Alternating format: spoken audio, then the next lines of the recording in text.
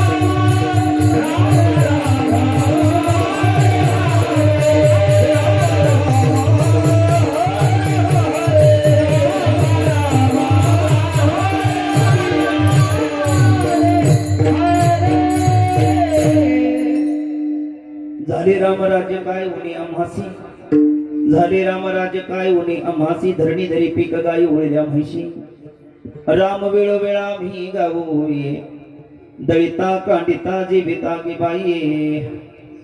प्रस्तुत प्राप्त प्रसंगी भगवान परमात्म्याच्या कीर्तनरूपी सेवेकरता प्रस्तुत केलेला अभंग वैराग्य रागरसिक सकल कंठभूषण ज्ञानेश्वरी श्रीमंत श्री जगद्गुरु तुकोबराय यांचा हा जगप्रसिद्ध असा 4 चरणाचा अभंग असून 4 राज्यापैकी प्रधान असणाऱ्या रामराज्याचा आपल्या अनुभूतीच्या माध्यमातून अनुवाद करत असताना श्रीमंत श्री जगद्गुरु तुकोबराय यांच्या मुखारविंदातून बाहेर पडलेले उद्गार म्हणजे हरिकीर्तनाकरता घेतलेला हा अभंग आहे. विठ्ठल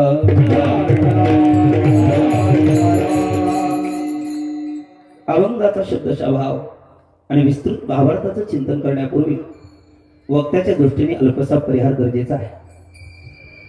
सर्व क्षेत्रातील सर्वच मान्यवर मंडळ आपण या धर्ममंडपामध्ये किम निमित्त एकत्र जमलो हे सर्वांना ज्ञातच आहे. वैकुंठवासी हरिभक्त पारायण दोंडेराम बाबा यांच्या प्रेरणेने आणि ब्रह्मीभूत गुरुवर्य स्वामी निगमानंदजी महाराज यांच्या कृपाशीर्वादाने त्याचप्रमाणे हरिभक्त पारायण गुरुवर्य महंत जनार्दन स्वामी गुरु स्वामी निगमानंदजी महाराज यांच्या अध्यक्षतेखाली तसंच कुशल मार्गदर्शनाने श्री क्षेत्र संस्थान मच्छिंद्रगड निगमगाव निमगाव तालुका शिरूर जिल्हा शिरूर कासार आणि जिल्हा बीड या संस्थांच्या माध्यमातून हा फिरता अखंड हरिनाम सप्ताह मला वाटतं हे मागे 47 आणि 48 वर्ष आपल्या भारतीय संस्कृतीमध्ये आपण 12 वर्षाचे तप मानतो. भगवान माऊली हरिपाठामध्ये म्हणतात तपाचे सामर्थ्य तपिन्नाला अमोप चिरंजीव कल्प वैकुंठी नाथे, तपविन दैवत दिदिलाविन प्राप्त गुजेविन हे तर कोण सांगे. तप म्हणजे काय? तपाची व्याख्या भगवान माऊली भगवती ज्ञानेश्वरीमध्ये करतात. स्वरूपाच्या प्रसारा लागी प्राण इंद्रिय शरीरा आटली करण्याची विरातेची तप. हा नारळी सप्ताह फिरता सप्ताह याचा चतुर्थ तपपूर्ती सोहळा आहे. आणि चतुर्थ तपपूर्ती सोहळा प्रत्येक वर्षी गडाशी जोडलेली जी गाव आहे ते कोणीतरी गाव या सेवेचा विडा उचलतं, नारळ उचलतं. यावर्षी मौजे मिड सांगवी तालुका पाथर्डी जिल्हा अहिल्यानगर आपल्या या गावाने पंचकृषीतीने हा नारळ घेतलेला आहे. आणि तमाम भाविक वर्ग आपण सर्व एका छताखाली एका आईची लेकरं म्हणून हा सोहळा करण्याकरता एकत्र जमलेलो आहोत. या गावातला एक दिव्य अशी परंपराही आहे, इतिहास आहे. ज्या ठिकाणी एक काळ बोकडं कापली जायची त्याच ठिकाणी इतका भव्य दिव्य हा नारळी अखंड हरिनाम सप्ताह कीर्तन महोत्सव होतो. हे एक वारकरी संप्रदायाने केलेली एक प्रकारची दिव्य क्रांती आहे.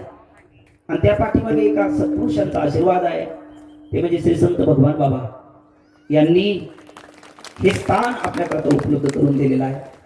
त्यांनी केलेला हा काया पालट आहे. आणि या त्रिमूर्ती अर्थात स्वामी निगमानंदजी महाराज हल्लीचे मठाधिपती परमपूजनीय श्रोत्रिय ब्रह्मनिष्ठ उदार कृपाळू अशा समग्र लक्षणाने संपूर्ण ज्यांचं जीवन आहे ते गुरुवर्य हरिभक्त पारायण आपले जनार्दन स्वामीजी. आणि इथे विद्यमान मठाधिपती असणारे हरिभक्त पारायण आमचे शास्त्रीजी हनुमंत महाराज शास्त्रीजी महाराज नंतर माझे गुरुबंधू महंत बालाजी प्रभू या ठिकाणी इतकी काही मंडळी परिचयाच्या आहेत की कोणाचं नाव घेऊन कोणाचं ठेवावं. तरी तेच काय आहे, गरिबाचा एखादा जर महाल असेल तर तिथे माऊली ज्ञानोबा म्हणतात, जे तळमाजले असतात त्यांना पिठलं भाकरी असते, जे मधले असतात त्यांना डाळ चपाती असते, आणि जी वरच्या मजलेतले असते त्यांना श्रीखंड पुरी असते. पण हा भगवान माऊलीचा दरबार आहे. निगमानंद स्वामीजी, जनार्दन स्वामीजी, भगवान बाबा या महापुरुषाचा त्रिमूर्तीचा हा दरबार असल्यामुळे समर्थाचे पंक्ती भोजने, तळिल्या वरिल्या एकची पकवाने, देवी श्रवणे आर्थे पठणे मोक्षची लाभे. तो कोणी असेल या सर्वांना देहात असताना जीवन मुक्ती, देह पाहतानंतर विदेह मुक्ती फल आपल्याला सर्वांना ठेवलेला. पण प्रवचन म्हटलं की वक्ता एकटा बोलू शकतो, कीर्तन म्हटलं की सात्संगत हा कीर्तनाचा प्राण आहे. जगद्गुरु तुकोबराय म्हणतात, लावणी मृदंग श्रुतिटाळ घोष सेवो ब्रह्मरस आवडीने. नाद ब्रह्म आणि शब्द ब्रह्म याचा मिलाप झाला, कमग नाचू कीर्तनाचे रंगी ज्ञानदीप लावू जगी. कीर्तन चांग होय अंग हरिरूप. आणि ही स्थिती प्राप्त होण्याकरता सात्संगत हा फार अविभाज्य आपल्या कीर्तन भक्तीचा घटक आहे.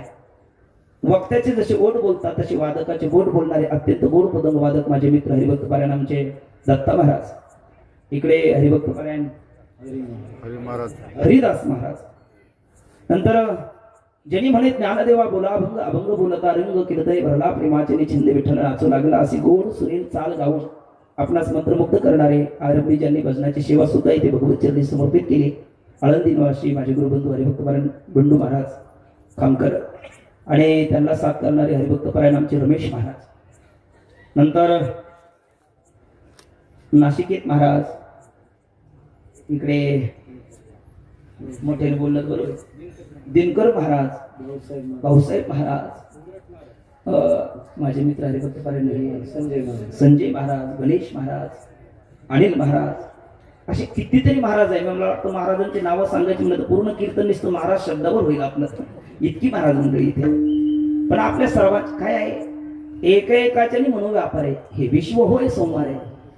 आणि आपले जनार्दन बाबा म्हटलं का हा कृपाचार्य नपुरे एकलाचे, असं म्हटलं तर काही बरोबर होणार नाही. अशा पद्धतीची एक एक रथी अतिरथी महारथी या ठिकाणी आहे. आणि मच्छिंद्रगडाचा हा विशेष आहे. मला वाटतं वारकरी संप्रदायालाच नव्हे, महाराष्ट्रालाच नव्हे, एक काळ असा होता की ज्या वेळेला जोग महाराज वारकरी शिक्षण संस्थेचा 4 वर्षाचा कोर्स पूर्ण केल्याच्या नंतर पुढे काय, आपल्याला उपनिषद शिकायचे, व्रत प्रस्तांतरे शिकायचे, वेदांत प्रस्तांतरे शिकायचे. अशा वेळेला सगळी मंडळी काशीला, वाराणसीला अर्थात ऋषिकेश, हरिद्वार इकडे जायचे. अक्षरशः मी त्यातलं मी गेलेलो आहे. पण आज उलटी गंगा वाहते. आज ऋषिकेश, हरिद्वार, काशी इकडली व्यक्ती आपल्या महाराष्ट्र मायभूमीत माऊलीच्या दरबारात येतात. आणि क्रांती कोणी केली असेल तर आपल्याच मच्छिंद्रगडाचे एक असणारे सत्शिष्य, ज्यांनी पहिले आरंभाच्या काळात तिथे बागडले, रांगले, खेळले आणि आपल्या सर्वाच्या करंगळीला धरून लहानचे मोठे झाले. आज ते भारताच्या कानाकोपऱ्यात म्हणून विद्वत रत्न म्हणून ओळखले जातात. ते म्हणजे आळंदी निवासी माझे ज्येष्ठ गुरुबंधू हरिभक्त पारायण आपले हनुमंत महाराज सवाशी शास्त्री. बाबा करता अंतकरणापासून टाळ्या वाजवा. आणि त्यांचं जे प्रतिबिंब पाहायला भेटतं, हे जे आमचे जे काही मंडळी इकडे आहेत, तिथे ज्याला लघु शिकवायचे, अगदी लघुवरच्या शेवटच्या जे काही सिद्धांत मुक्तावलीपर्यंत न्यायशास्त्र शिकायचं असेल, काय द्वादश आहे. मला वाटतं सांख्य योग, न्याय, वैशेषिक, पूर्वमीमांसा, उत्तरमीमांसा हे 6 आस्तिक दर्शन आहे. चार्वाक, जैन, सौत्रांतिक, माध्यमिक, वैभासिक, योगाचार हे 6 नास्तिक दर्शनकार आहे. आपल्याला आपलं मत मंडित करण्यात अगोदर आपल्याला प्रतिबंध करणारे जे खंडित मत आहे तेही कळालं पाहिजे. म्हणून ज्ञानोबरायाच्या भाषेत बोलायचं झालं तर, घासातील हलू फिडिता लागे विळू परी तो खडळू सांडावाची. तो खडा काढताना आपण जेवायला बसलो, तोंडामध्ये एखादा खडा गेला तर तो काढायला वेळ लागतो, 2 घासाचा वेळ जातो. पण तो वेळ गेलेला कधीही चांगला आहे, कारण तो खडा अगदी मध्ये गेला, त्याचा जर मूत खडा झाला तर तो भयंकर त्रासदायक. त्यामुळे तो काढला वेळच पाहिजे. तसं नास्तिक दर्शनकार आपल्याला काही ती अंमलबजावणी करायची नाही, ते काही आपल्याला आचरायची नाही, पण ती आपल्या आस्तिक दर्शनाच्या मताला प्रतिबंध करणारी असतात. आणि त्यामुळे ते मत खंडित करण्याकरता त्यांचं मंडन अगोदर कळलं पाहिजे, अशा 12ही दर्शनाचा अभ्यास स्वामीजी आज विद्यार्थ्याला शिकवतात. त्याच्यामध्ये 3 प्रकारची प्रस्थानत्रयी आहे. प्रकर्षेण आत्मनि स्थियती ती प्रस्थान, ज्याच्या ज्ञान झाला असता आपली अंतकर्म वृत्ती देहापासून उठून आत्मस्वरूपापर्यंत जाऊन पोहोचते, त्याला आपण प्रस्थान म्हणतो. त्रयी म्हणजे 3. त्यामध्ये बृहत प्रस्थानत्रय आहे, वेदांत प्रस्थानत्रय आहे आणि वारकरी प्रस्थानत्रय आहे. बृहत प्रस्थानत्रयामध्ये खंडन खंडन खाद्य चित्सुकी अद्वैत सिद्धी हे 3 ग्रंथ येतात. वेदांत प्रस्थानत्रयामध्ये केन कठ मुंड मांडुके ईशान्य बृहदारण्यक ऐतरे तैतरे छांदोके प्रश्न असे 10 उपनिषदे ज्ञान प्रदान, श्रीमद भगवत गीता आणि ब्रह्मसूत्र अशी ही वेदांत प्रस्थानत्रय आहे. आणि आपल्या सर्व महाराष्ट्रामध्ये प्रसिद्ध असणारी प्रस्थानत्रय म्हणजे जगद्गुरु तुकोबाराची गाथा, माऊलीची ज्ञानेश्वरी आणि नाथबाबाचे एकनाथी भागवत. आणि या संतांनी आपल्याकरता जे सोपं करून ठेवलं ते कोणत्या अवघडाचं सोपं करून ठेवलं हे कळण्याकरता ते प्रस्थानत्रय सुद्धा शिकावी लागतात. आणि ती शिकवण्याची दिव्य क्रांती जोगमार्ग वारकरी शिक्षण संस्थेतही करतात आणि आपल्या मठातही करतात आपले स्वामीजी. म्हणजे हा आपल्या गडाचं वैभव आहे आध्यात्मिक क्षेत्रात.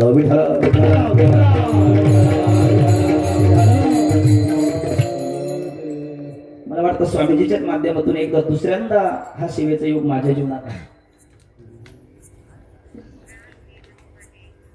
निरूपणा करता घेतलेला अभंग श्रीमंत श्री जगद्गुरु तुकोबरायचा आहे. आणि या अभंगामध्ये श्रीमंत श्री जगद्गुरु तुकोबराय तुम्हा सर्व भाविकांना त्रेतायुगामध्ये घडून गेलेलं रामराज्य आज कलियुगामध्ये अनुभूतीचा अनुवाद करत असताना सांगतात. विठ्ठल गाथामूर्ती रामभाऊ महाराज राऊत बाबा, ज्यांनी एकदा आल्याच्या नंतर एक संकल्प मांडला, बोलून दाखवला का खरं अखंड हरिनाम सप्ताहामध्ये जपतपानुष्ठान व्यर्थ कासया करणे, तीर्थ व्रत येमन मंडल दैवता धरणे, असनपुत्रा ज्ञान ध्यान लगे वाराणसी मरणे, केशव माधव अच्युत ओदता होय पातक हरणे, ओम नमो भगवते रामकृष्ण वासु. म्हणजे रामकृष्ण हरी हा आपला वारकऱ्याचा महामंत्र आहे. आणि तो अखंड चालत राहिला तर मग अखंड हरिनाम सप्ताह निस्ती संकल्पना मांडली आणि आपल्या जनार्दन स्वामी बाबांनी ती अगदी सत्यत्वात आणली. आपण येणारा प्रत्येक व्यक्ती राम म्हणता ग्रासो ग्रासी तोची जेविला उपवासी.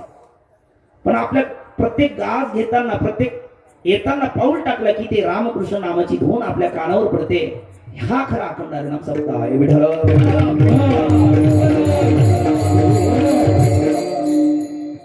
आणि नाथबाबा एकनाथी भागवतामध्ये म्हणतात पर्व विशेष भागवत धर्मी नृसिंह जयंती रामनवमी वामन जयंती कृष्ण अष्टमी उत्तम उत्तम शिवरात्री असे मुख्य 5 प्रधान पर्व काल आहे. आणि हल्ली चालू असणारा कालच झाली आपली रामनवमी. म्हणजे खरं तर आज रामजन्म तिथीनुसार आज आहे. माझी सेवा ही रोजनीश्वर मी कालची नोट केली होती, कारण स्वामीजीचा मला ज्या वेळेला फोन आला त्यावेळेला ते म्हटले राम जन्माच्या दिवशी संध्याकाळी, आणि मग मी कालच निघालो. आमच्या बालाजी प्रभूचा फोन आला, ते म्हटले येताना आपल्या 3 तरवणीला या, मग आपण सोबत जाऊ. म्हटलं आलो. ते म्हटले आलो नाही उद्या या. म्हटलं अहो सेवा आज आहे. ते म्हटले आज नाही उद्या आहे. आणि मग फोन केल्याच्या नंतर कळालं का तिथीनुसार कारण अष्टमी आहे, आजची नवमी आहे. आणि मग आजची सेवा होती खाली नांदेडच्या. त्यांना म्हटलं आता जे करता येईल ते तुमच्या पद्धतीने करा, आज गुरुची आज्ञा आहे. विठ्ठल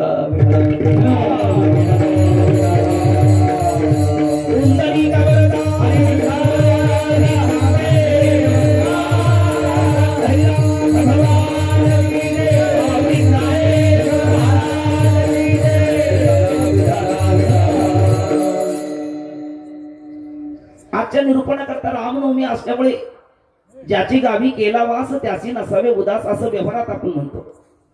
मग जर पर्व विशेष भागवत धर्मी नृसिंह जयंती रामनवमी वामन जयंती कृष्ण अष्टमी उत्तम उत्तम शिवरात्री असे जर 5 प्रधान पर्व काळ असेल तर आज रामनवमीचा पर्व काळ असल्यामुळे राम राज्याचाच विचार व्हावा म्हणून आपल्या समोर प्रस्तुत हा अभंग केलेला आहे. विठ्ठल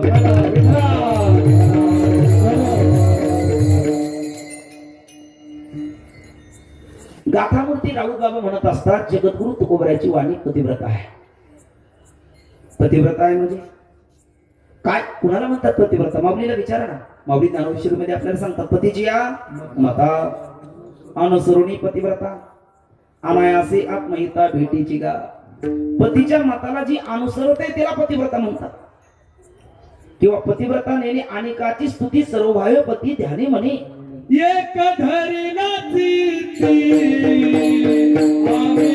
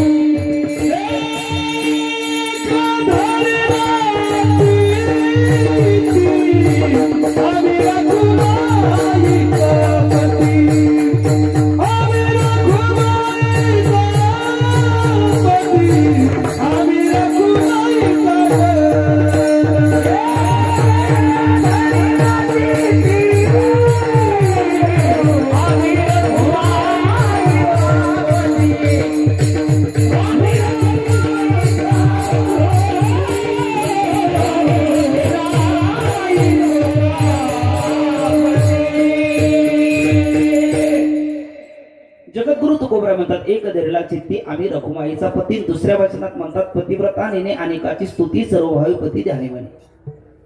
जी अनेकाची स्तुती जाणत नाही, अनेकाला शरण जात नाही, अनेकाकडे हात पसरवत नाही, तिला पतिव्रता म्हणतात. तुकोबराची वाणी पतिव्रता आहे आणि पतिव्रता असल्यामुळे तुकोबराची वाणी भगवंत किंवा भगवत मान्य संत या अतिरिक्त तिसऱ्या घटकाचं वर्णन करायला प्रवृत्त होत आहे.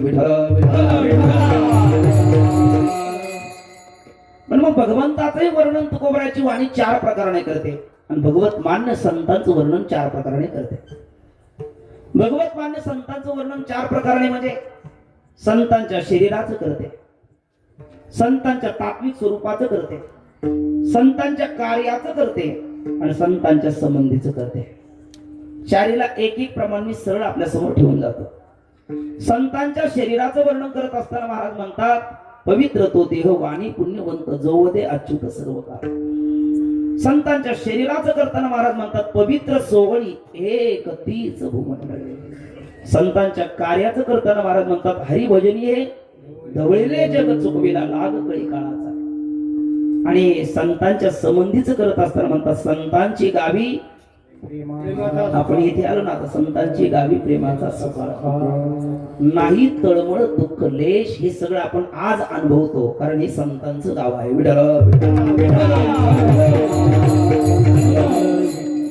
पवित्र ते कोण पावन तो देश जेथे हरीचे दास जन्म घेते.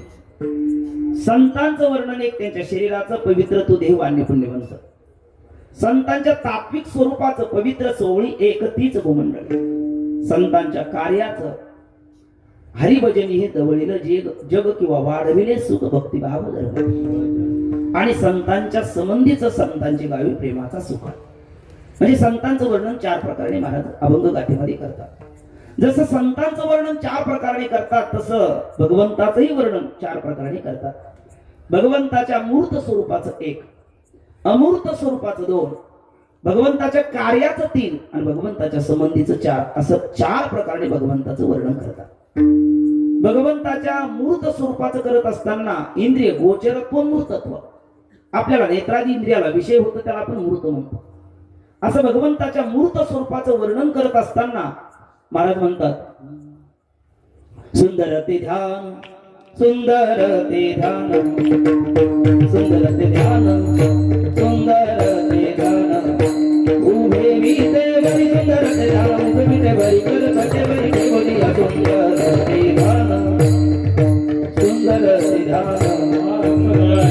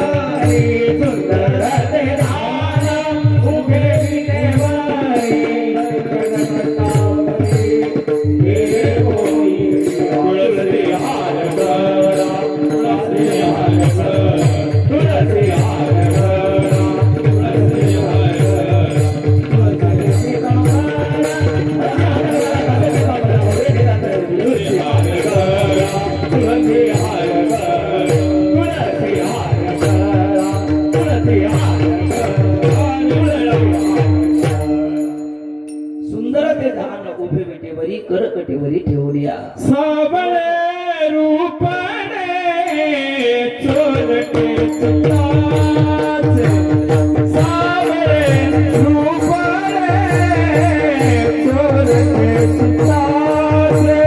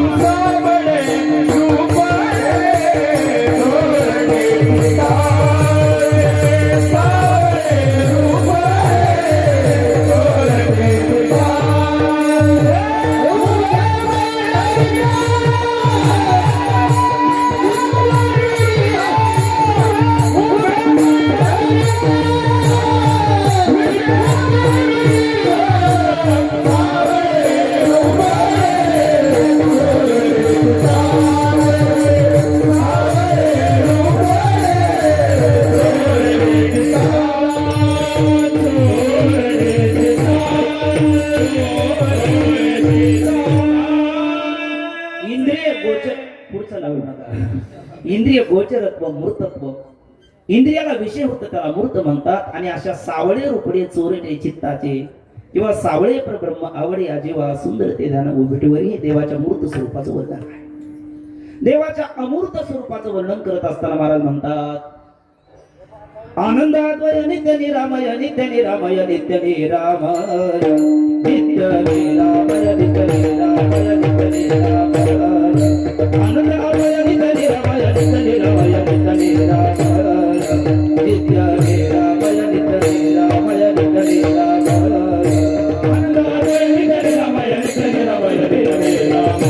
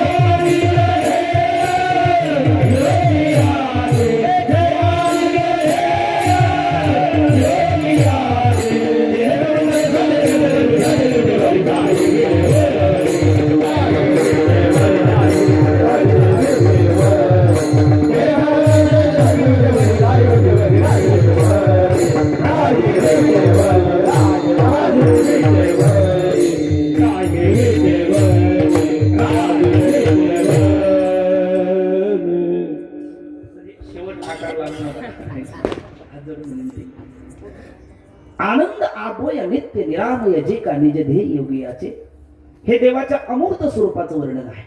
अगोदरचे आपण जे 2-3 वचन म्हटलं देवाच्या मूर्त स्वरूपाचं वर्णन आहे. आणि देवाच्या कार्याचं वर्णन करताना महाराज म्हणतात हे हो निया चक्र हे हो निया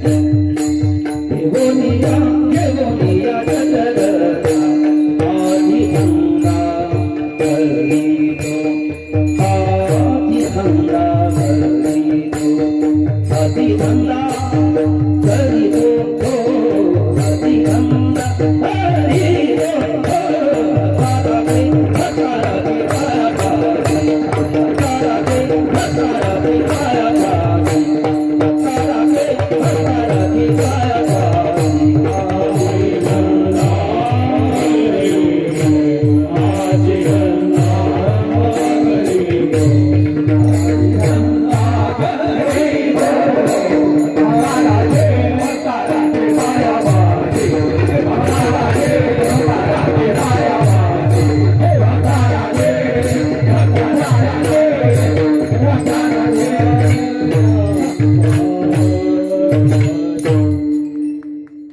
तुम समजे कुछ हम समजे घेऊन याचे प्रगटा हाची धंदा करीतो भक्ता राखी पायापासी दुर्जनासी संहारी. हे देवाच्या कार्याचं वर्णन. बघा आता पटकन बोला श्रोते माय बाप आपण बोला. मी म्हटलं जगद्गुरु तुकोबारायची वाणी कोण आहे? पतिव्रता आहे. धन्यवाद. पतिव्रता आहे. आणि पतिव्रता असल्यामुळे ती दोघाशिवाय तिसऱ्याचं वर्णन करत नाही. तुम्ही म्हणाल दोघाशिवाय तिसऱ्याचं मग पतिव्रता कशी? एकाला अनुसरती ती पतिव्रता का दोघाला अनुसरती ती पतिव्रता? एकाला अनुसरती ती पतिव्रता. पण हे दिसायला दोन आहे असायला एक आहे. विठ्ठल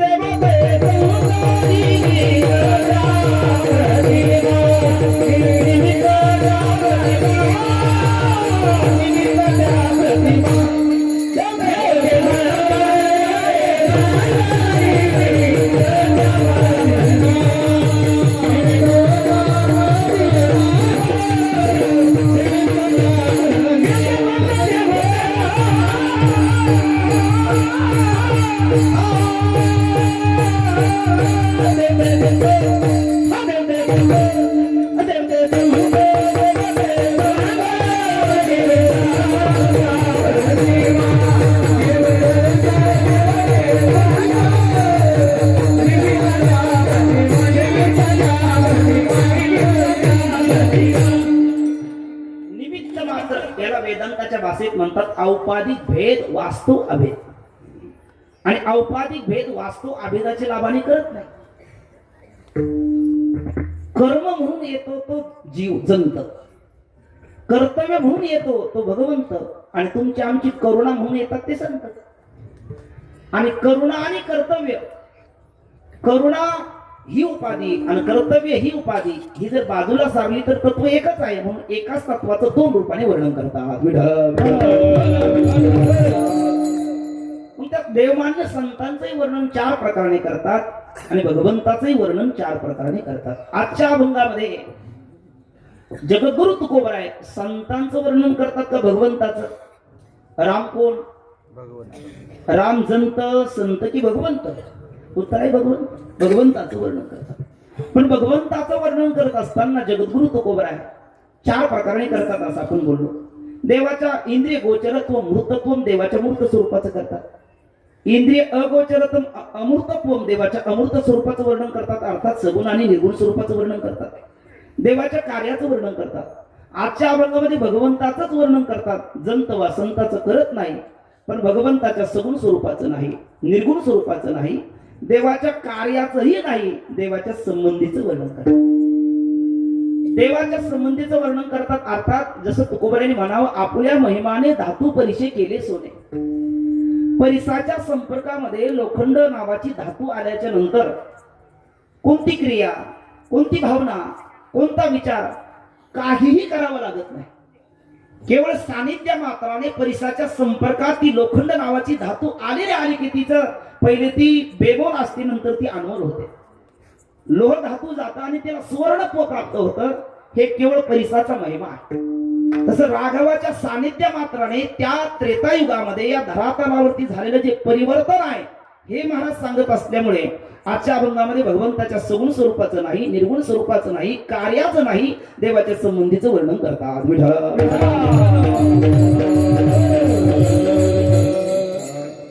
पण मग देवाच्या कार्याचं वर्णन करणारे तुकोबरायाचे मी एक शब्द बोलून गेले, हे अनुभूतीचा अनुवाद आहे.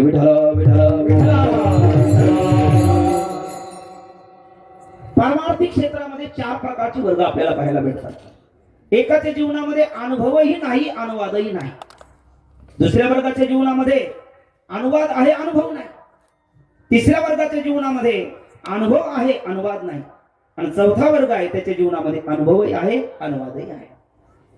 पहिला प्रकार अनुभवही नाही, अनुवादही नाही, त्याला शास्त्रीय परिभाषेमध्ये पामर विषयी असं म्हणा. परमार्थ सुखाचा, भगवत सुखाचा त्याच्या जीवनामध्ये अनुभव नाही, तर अनुवाद कसा असेल? अनुभवही नाही आणि अनुवादही नाही. कोण ते माऊलीच्या भाषेत बोलायचं म्हटलं तर येतुलेली आगवे कृत्याकृत्य नाठवे जो करणे याची नावे भरतेची करी तो पामर आहे.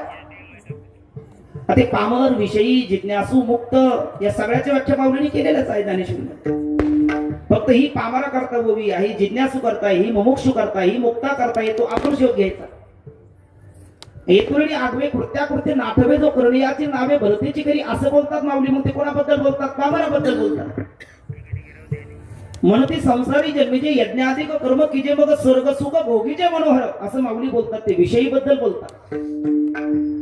कैये बिरडे फिटेल काही तो स्वामी भेटेल युगाहुनी वडील निमिषमानी ऐशी ऐशी अवकाळा घे जन्म मरणाचा कांटाळा ते लाज पै निर्मळा निस्वा गोड असं माऊली बोलतात. ते मुमुक्षु करता बोलतात. म्हणून ज्ञानी अप्रुखा कृत्य करू सरळे देखा ऐसा अनाथाचा सखा बोलिला तो हे मुक्ता करता बोलतात. पण बरीच लोक म्हणायला लागली हे शब्द कानावर पडले पण आम्हाला काय कळालं नाही हे कळालं आणि एवढंही कळालं ते पुष्कळ कळालं. हो खरं बऱ्याच वेळेला मनुष्याला काय कळत नाही हेच कळत नाही आणि त्याला काय कळावं हे कळत नाही. त्याला काय सांगावं हे कीर्तनकारला कळत नाही. असं अवघड होऊन जातं. पण मग या कळावं असं बोलावं काय आहे? एक भाषा 3 प्रकारची असते. शास्त्रीय भाषा आहे, परकीय भाषा आहे आणि सामान्य आपली लौकिक भाषा. पंडिताचं बोलणं वेगळं असतं आणि संतांचं बोलणं वेगळं असतं. जो सोप्याचं अवघड करतो तो पंडित आहे आणि जो अवघडाचं सोपं करतो तो संत आहे. आणि आपली महाराष्ट्र ही संतांची भूमी आहे, पंडिताची नव्हे. विठ्ठल विठ्ठल विठ्ठल. सोनोपंत मामा दांडेकर यांचे शब्द मी मारुती बाबांच्या मुखातून ऐकलेले. बाबा म्हणायचे मामा असं सांगायचे ज्याची पगडी मोठी आहे तो पंडित आहे, ज्याचं पोट मोठं आहे तो महाराज आहे. का म्हणायचे मला नाही माहिती, मी त्यांचा अनुवाद करतो. आणि ज्याचं हृदय अंतकरण मोठं आहे तो संत आहे. मग संतांनी सर्वाला कळेल अशा व्याख्या केलेल्या आहेत. त्या कळेल अशा मी आपल्यासमोर ठेवण्याचा प्रामाणिक प्रयत्न करतो. माझे सद्गुरू साधक हृदय संजीवनी डॉक्टर नारायण महाराज जाधव बाबा बाबाच्या मुखातल्या आपल्याला कळतील अशा 4 व्याख्या या चौघाच्या पामर विषयी जिज्ञासू आणि मुक्त. पामर कोण? बाबांचे शब्द आहे. काही खातो, कुठेही खातो, कसंही खातो, खाण्याच्या बाबतीत विचार करत नाही तो पामर आहे. समोर आले की खातो तो पामर. किती सोपी व्याख्या आहे बरं. नाही बसत काही व्याख्या. हे बोलणं शास्त्रातलं नाही पण शास्त्राच्या बाहेरचं नाही. काही खातो, कुठेही खातो, कसाही खातो तो कोण आहे? पामर आहे. आणि जो कष्टाचं खातो, घाम गाळून खातो, अंग मेहनतीचं खातो, आयत्या याच्यावर नजर ठेवत नाही तो कोण आहे? विषयी आहे. हे त्यांचे शब्द आहे. आणि चौपालवी घेऊन करी भिक्षा मागावी दारोदारी पर अन्न आच्छादनावरी नय वेळ दवडावा मधुकरी मागून खातो तो आहे जिज्ञासू मुमुक्षु. आणि काहीही खाऊ दे ज्याची वृत्ती भगवत तत्वाला सोडून खाली कधी येतच नाही तो आहे मुक्त. विठ्ठल विठ्ठल. आणखी सोप्या व्याख्या त्याने सांगितलेल्या, आणखी सोप्या सर्वांना कळतील. या मंडपातल्या अगदी शेवटच्या भागापर्यंत जो टेकून बसलेला आहे त्याला सुद्धा कळेल अशा व्याख्या आहे. ते म्हटले ज्याला जनाची नाही मनाची नाही काय, हा बरोबर आहे, त्याला म्हणावं पामर. आपण म्हणतो काय निर्लज्ज व्यक्ती हो, याला धड जनाची नाही आणि मनाची नाही. म्हणजे ज्यालाची मनाची कुठलीच लज्जा ना शरम नावाची वस्तूच नसते, निर्लज्ज असतो त्याला पामर म्हणा. ज्याला जनाची असते लोकात चांगला दाखवतो पण खाजगी जीवन तसं नसतं त्याला विषयी म्हणा. आणि आईचे जागवी तो जना सरिषे मना सहित. ज्याला मनाची आहे जनाची आहे तो मुमुक्षु. आणि ज्याला जन आणि मन भेदच राहिला नाही तो मुक्त. विठ्ठल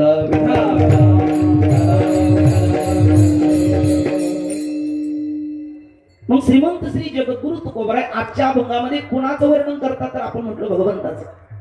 पण भगवंताचं वर्णन करत असताना सगुण स्वरूपाचं नाही, निर्गुण स्वरूपाचं नाही, देवाच्या कार्याचंही नाही, देवाच्या संबंधीचं वर्णन करतात. आणि त्याकरता दाखला म्हणून दिला परिसाच्या संपर्कामध्ये लोखंड आल्याच्या नंतर त्याच्या सानिध्या मात्राने त्याच्यात परिवर्तन होतं. एखादा पामर विषयी संतांच्या सहवासात आल्याच्या नंतर त्याचं सानिध्य मात्राने परिवर्तन होतं. आणि मग तसं सानिध्य मात्राने प्रभू रामचंद्र राजगादीवर बसले असता काय झालं ते सांगताना महाराजांनी केलेला अनुवाद आहे. पण प्रश्न हा पडतो, जगद्गुरु तुकोबराय कोणत्या युगातले? तुम्ही काही नाराज नाहीत ना माझ्यावर श्रोते माय बाबा? नक्की मग बोला ना.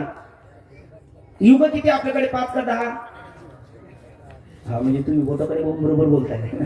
मला वाटलं चुकतील नाही. 5 का 10 म्हटल्याच्या नंतर दोन्ही पैकी एक पर्याय द्याल. आणि युग किती आहेत? 4 आहे. कृत, त्रेता, द्वापर, कली. बरोबर आहे. मग चला पटकन बोला. रामायण घडलं ते कोणत्या युगात? ती 4 पैकी त्रेता युगात. आणि जगद्गुरु तुकोबराय कोणत्या युगात? कलियुगात. मग रामायण जर त्रेता युगात असेल, जगद्गुरु तुकोबराय जर कलियुगात असेल, तर त्रेता युगातलं रामायण, रामराज्य ते अनुभवाने जगद्गुरु तुकोबराय बोलतात. या विधानावर आक्षेप येईल की नाही? कारण जर तुकोबराय कलियुगातले असेल, रामायण त्रेता युगातलं असेल, तर त्रेता युगातलं राज्य तुकोबराय कलियुगात सांगतात. हे बोलणं बरं ते अनुभवाने सांगतात, हे कीर्तनकार बोलतात. तुम्ही म्हणाल तुमच्या जिभेला हाड आहे का? जिभेला हाड नसतंच तसं. पण उचलली जीभ लावली टाळ्याला काही काय बोलायला लागलं. पण हे माझं बोलणं त्रिकाळवादी सत्य आहे. विढाला याचं कारण काय? याचं कारण मी आपल्याला पुरावा देऊन बोलेल. आणि हल्ली कीर्तनकारांनी सावध झालं पाहिजे, पुरावा देऊनच बोललं पाहिजे. जर पुरावा दिला नाही तर श्रोतृ समाज खूप चाणक्य आणि दक्ष झालेला आहे. त्याने जर पुरावा दिला नाही तर श्रोते म्हणतात याला कुठे पुरावा नाही, कारण देत नाही पुरावा. पुरावा देऊन बोलायचं ठरलं तर पुरावा आहे. जे जे झाले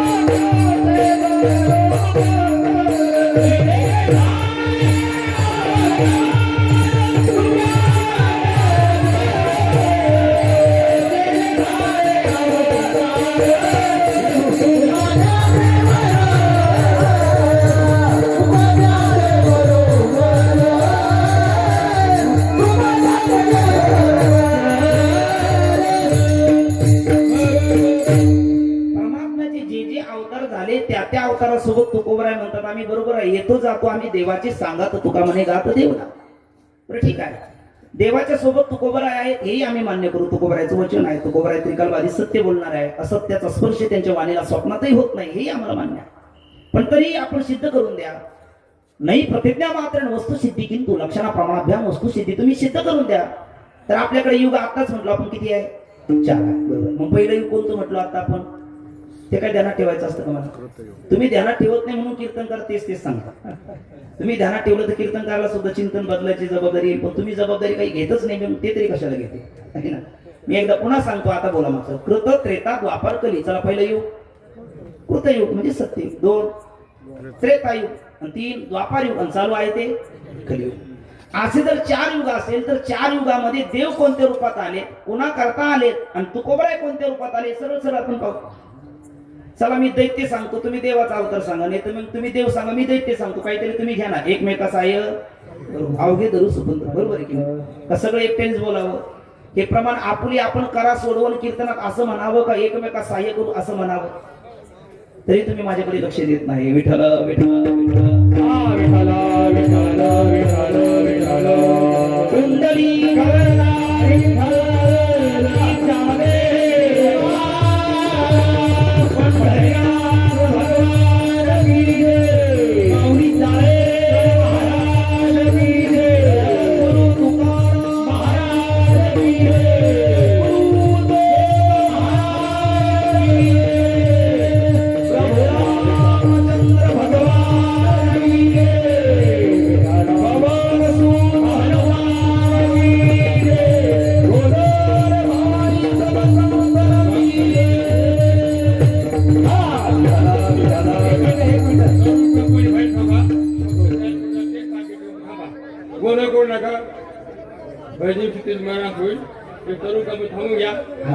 सगळे तरुण मंडळी खाली बसून कमी आहे त्या जागी बसून घ्या. बसा बसा. आज भिक्षक होईल.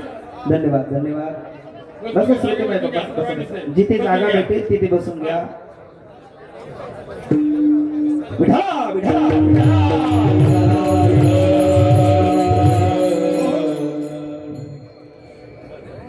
इकडे बघा माझ्याकडे. आता जे आले होते ते आपल्यात बसलेले असल्यामुळे तुम्ही आता माझ्याकडे बघा. माऊली तुम्ही पण इकडे बघा, सगळे माझ्याकडे बघते. अण्णा माझ्याकडे बघा ना. आता इकडे लक्ष द्या. ऐका ऐका ऐका ऐका. अण्णा बसले म्हटल्याच्या नंतर आता अण्णा काहीतरी घेऊन येतील. घेऊन आलेत रामकृष्ण आले. टाळ्या वाजा त्यांच्याकडे. आणि आता पटकन कीर्तनात या. पटकन कीर्तनात या. आपण योग किती सांगितली ती 5 हो ना. हा धन्यवाद. म्हणजे तुम्ही कीर्तनात आहात. मला वाटलं तुम्ही अण्णाकडेच गेला पण अण्णा आपल्यात आले तुम्ही आलात. धन्यवाद. चला किती युग आहे?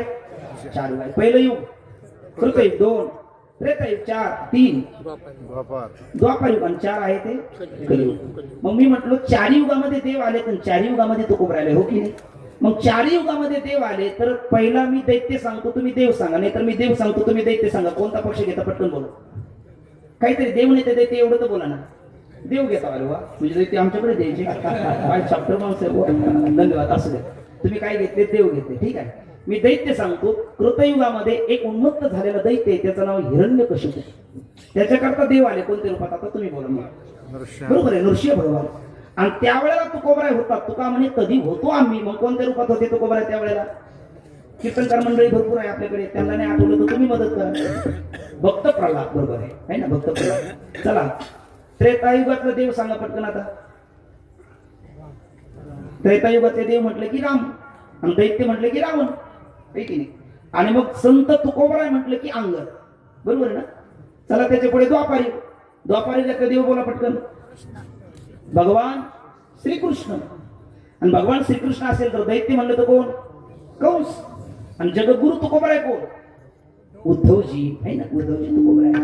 आणि मग द्वारकेचे केने आले याची छाया पुढे भक्तरायाच सुचवित किंवा पुंडलिकाच्या भावार्था गोकुळी मुनी झाला येता निज प्रेम भक्ती भक्ता घ्या घ्या म्हणत असे किंवा हरिवैकुंठावनी आला पुंडलिका लागवणी कुठून तरी आले एवढे घ्या. गोकुळातून घ्या, द्वारकेतून घ्या, वैकुंठातून घ्या किंवा नेनो ब्रह्ममार्ग चुकले पण आले एवढं खरं आहे की. आणि गायीची धूळ अंगावर घेऊन तशाच रूपात आले पांडुरवर्णाचे म्हणून पांडुरंग नाव. मग पांडुरंग रूपाने ते देव जर विटेवर उभा आहे तर ते कोणत्या दैत्य करता? आता जर तुम्ही बोलला तर तुम्हाला 1000 रुपये बक्षीस.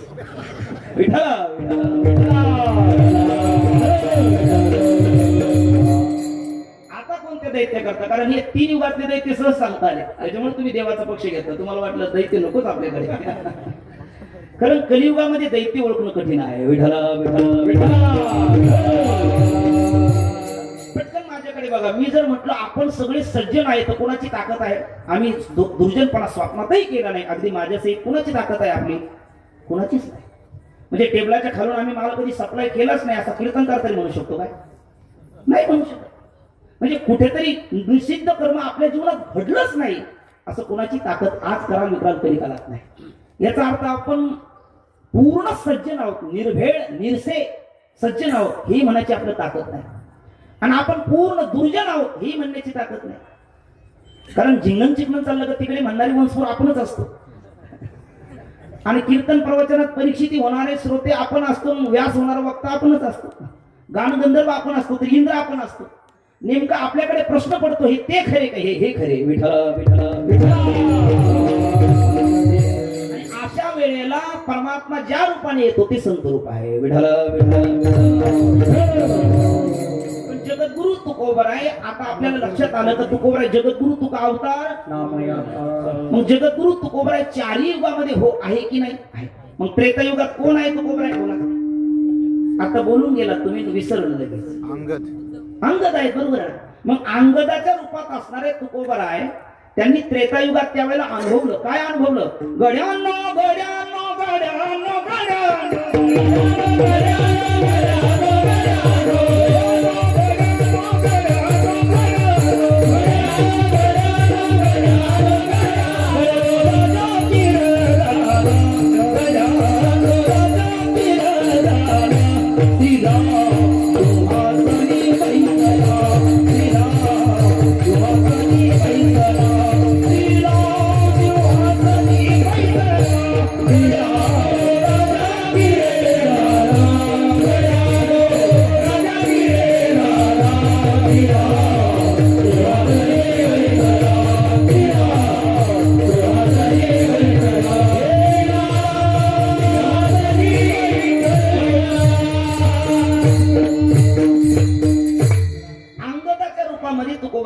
उपस्थित आहे. पुन्हा प्रश्न पडतो आपल्याला कालची भाजी आजची आठवत नाही. खरं सांगा आपण आता इथं काय काय भाज्या आहेत मी जेवताना बघितलं तर मला ते पदार्थ मोजता कंटाळलो. इतकी पदार्थ आहेत. मग आपल्याला किती प्रयत्न केला तर 2 आठवते, तिसरी सुटते. आणि मग त्रेतायुगातलं रामराज्य अंगदाच्या रूपात असताना तुकोबरा या कलियुगात सांगू शकतात, हे किती पद उचित आहे. विठ्ठल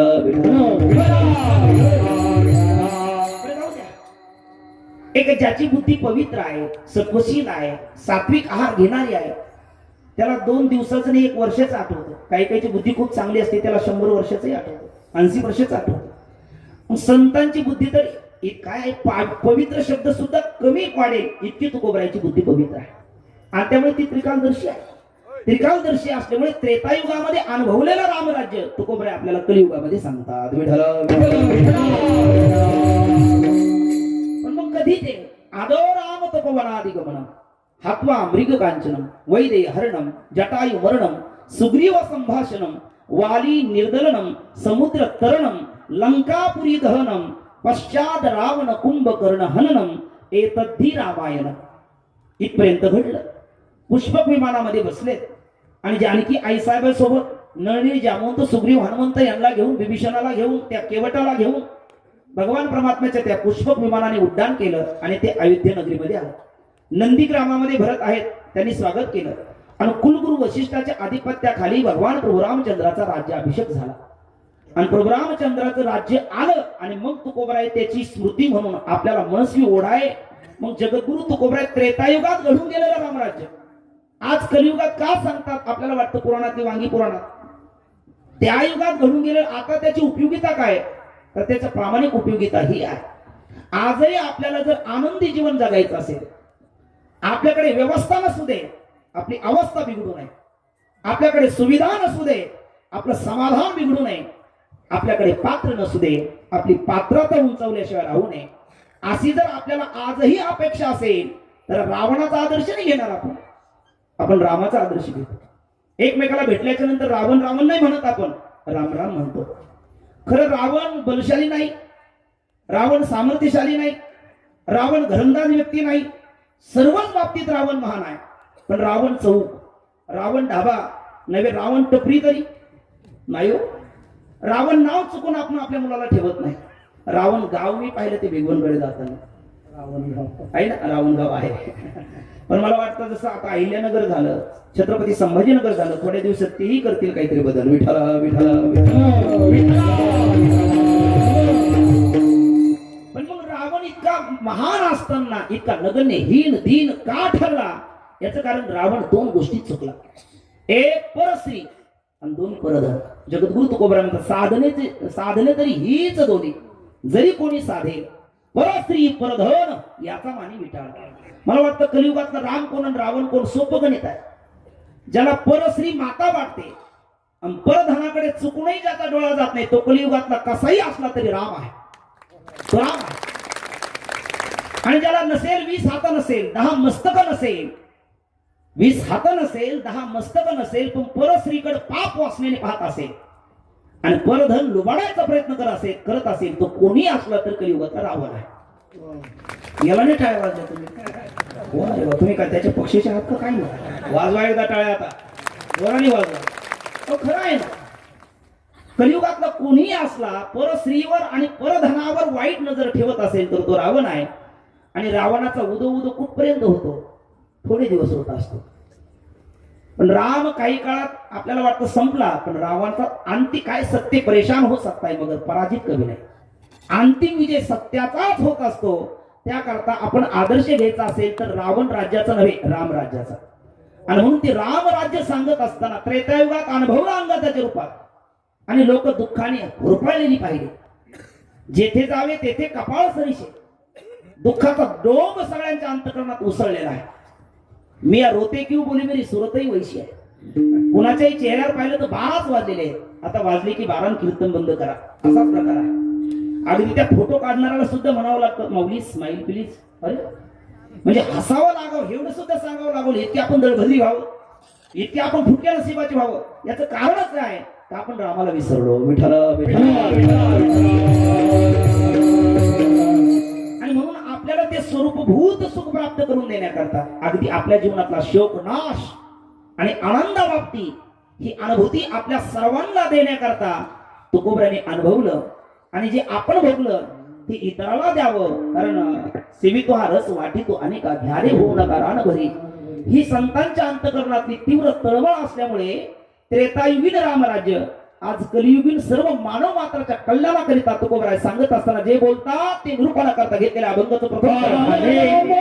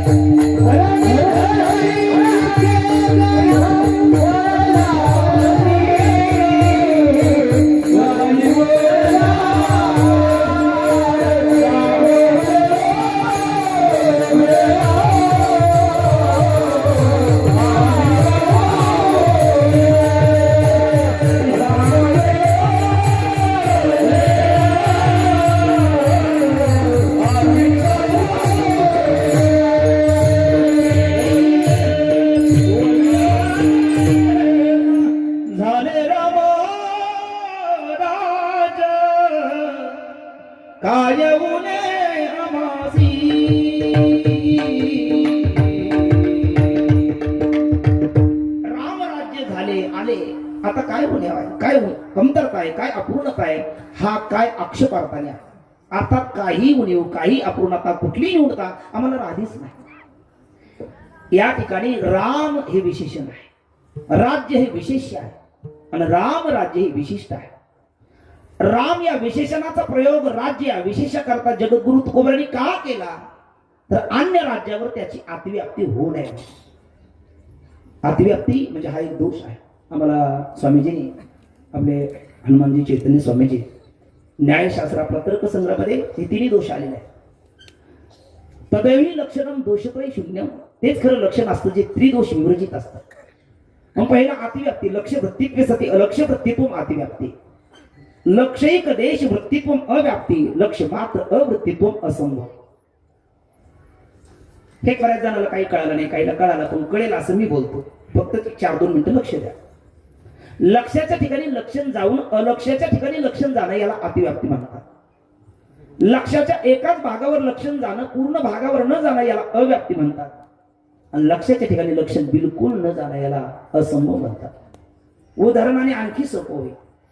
मी जर तुम्हाला विचारलं गाय म्हणजे काय, आपण म्हणाल महाराज त्याच्यात विचारण्यासारखं काय, जिला 4 पाय तिचं नाव गाय.